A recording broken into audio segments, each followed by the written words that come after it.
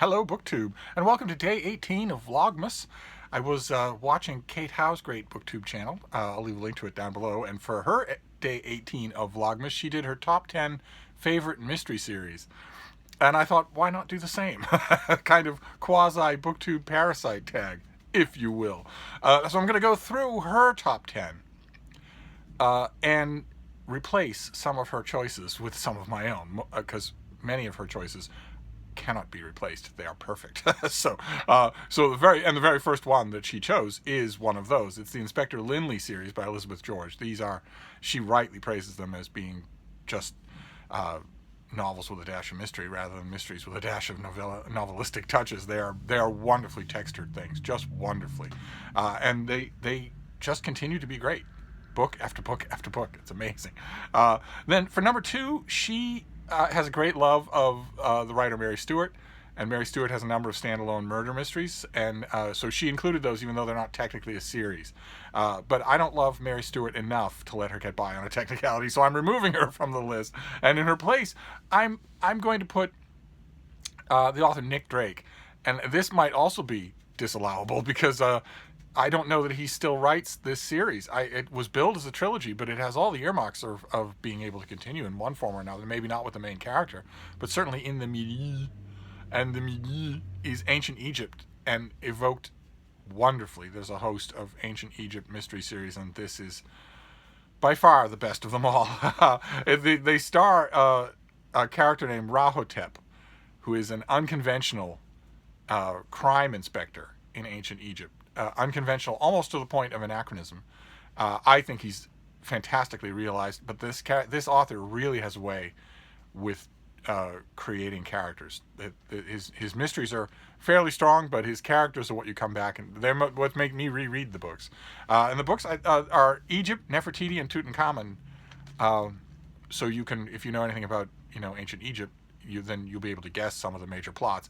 They're extremely well done. So I again, Nick Drake might be a technical foul because he might not be writing these books anymore, but boy, I wish he would. Then for Kate Howe's number 3, she has the Armand Gamache series from Louise Penny. I know this puts me in the minority on BookTube, but Louise Penny has never done anything for me. Reading this series, I've read I think 6 or 7 of this series, and they just fall completely flat for me. So I'm going to remove those in favor of a series that, again, it could be a technical foul. It might be over. The series might be over. But the author is still alive. So the series could continue. And none of the books in this series left me cold. They are all exultant causes of rejoicing. And that is the D.L. and Pascoe mysteries of Reginald Hill, starring Peter Pascoe, who is a straight-laced, by-the-books detective, and his senior partner, Andy D.L., who is as convincingly a Falstaffian character as anyone has written since Shakespeare. An amazing fictional creation. and something that the author clearly loves to write. Andy D.L., this author has a way with comedy, but Andy D.L. brings out even his best comedies. So I'm going to include that one instead of the Gamache mysteries. And the same thing with the next one. Kate Howe's 4th choice was her Royal Spinous series by Rhys Bowen. Rhys Bowen is a historical novelist I really, really like, and I like her Royal Spinous novels, but as Kate points out in her videos, they are incredibly light. Kate actually says in her video, they're the perfect thing to read when you can't concentrate on anything. I don't know, I might be a little bit parochial, but that seems to me to be as much an insult to a book as it is a compliment. And I agree with the sense in which she meant it, which is that they are delightful light reading. But they're a little too light for my taste, so I'm gonna remove that one in favor of a series that we just saw on this channel recently, C.J. Sansom's Matthew Shardlake novels. Historical novels set in Tudor England, where the lawyer Matthew Shardlake goes through Tudors like you wouldn't believe. He is peripheral to them, but he meets all of them and all of their wives, and steadily progresses. By the time the latest book, these books get longer as they go along, and the newest book, Tombland, which is out in January in America, is 900 pages long, and in that book, Princess Elizabeth is well old enough to scheme for a crown. So I'm going to include that series instead. You can't go wrong. They're a very different reading experience than her Royal Spinous. You really can't go wrong with those books either, but they might leave you wanting more meat on the bone, and you'll get that with Matthew Shardlake. So I'm going to include him there. Then for number 5, Kate Howe lists Tasha Alexander's Lady Emily series. She gives it a very high compliment of saying that she's only read a couple of the books, and yet it still makes the list because of how much she enjoyed the ones she read, and I wholeheartedly second that. They are all wonderful. Absolutely wonderful. So she stays on the list. No argument there. The next one, though, it was smooth sailing only for a short time. Now we get another argument because Kate Howe puts on Hercule Poirot, Agatha Christie's insufferable Belgian detective who's constantly carping on about his little grey cells.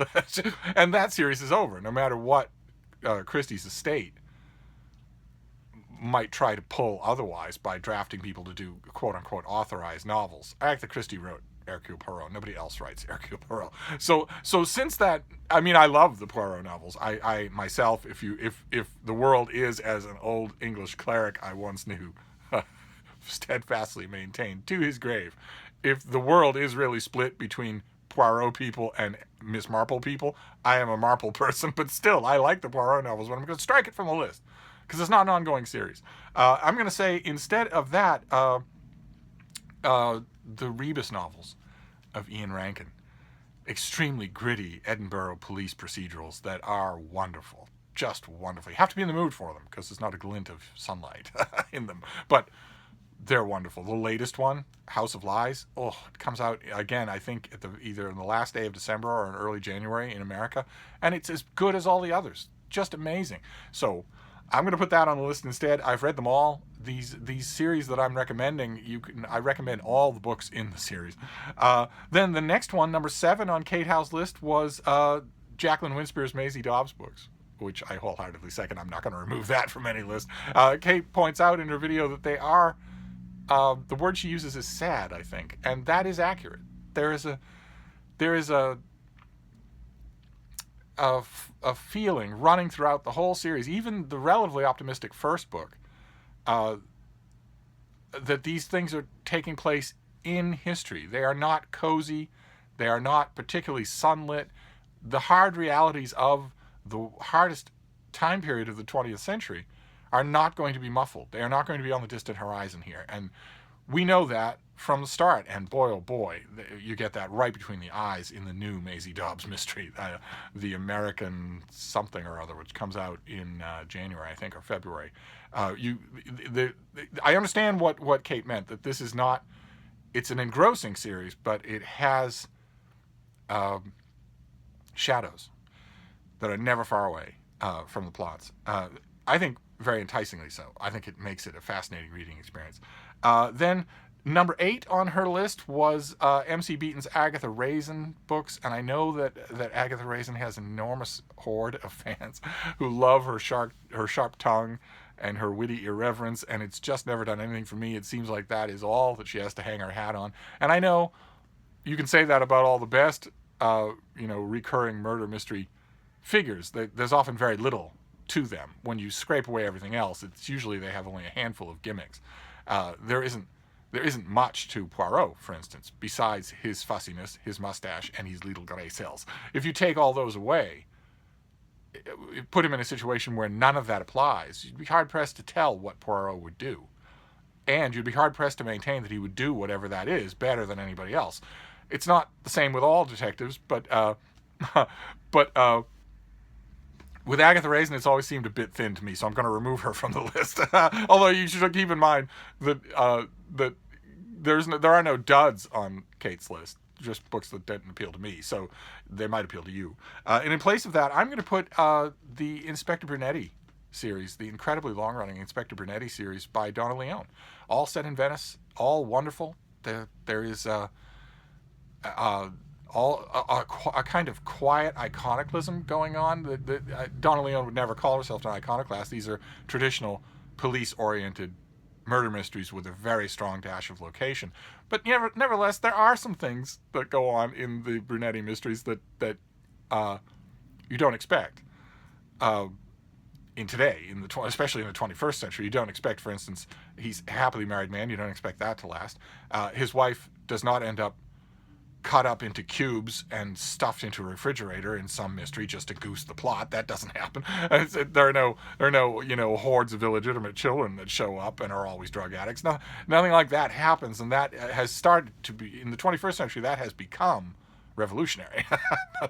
But they're also, we were talking yesterday about books that enhance a sense of place, and that is the raison d'etre of the Donna Leon mysteries, is that they evoke Venice.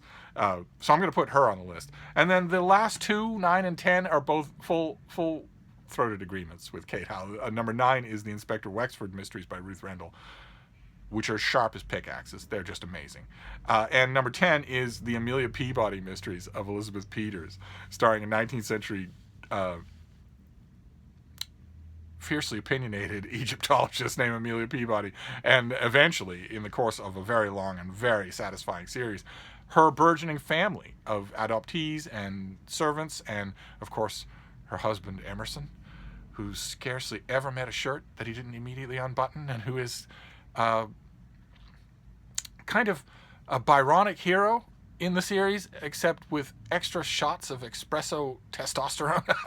And then there are the children, who start out as wee bambinos, but have grown up into full-grown super hotties of their own in the course of the series. So following the Peabody family is as much fun as following the mysteries. And the series is just delightful. So I'm going to agree with both the Ruth Rendell and the Elizabeth Peters. And that will make my own list. That is my own top 10 list of ongoing murder mystery series, with only a couple on here that are wistful, because they might not be ongoing. I might have to face the music that they're just dead. Like, for instance, the Bernie Gunter novels of Philip Carr. Philip Carr died. So there aren't going to be any more Bernie Gunter novels after this next one. He turns out he had finished his next book, Ever the Professional, and handed it in to his publisher. So the whole thing was done. This isn't a gimmick where the publisher is saying, "Hey, we found a manuscript." No, it was all done. It was all worked over. So the next one, Metropolis, will be the last Bernie Gunter mystery, and things like that, they really get me where I live. I don't like a good murder mystery to end, but I want them to end rather than. See, I'm making my list on the backs of random envelopes because I have run out of room in my BookTube notebook, and none of you have sent me a notebook. So I'm writing notes on scraps of paper like a common bridge troll. Get with the program, people. Post office is open tomorrow. Anyway, I'm going to wrap up. Fun murder mysteries, that's always an enjoyable thing to talk about. So I'll wrap this up for now, but we have plenty of other stuff to talk about. So I'll be back. Thank you, BookTube.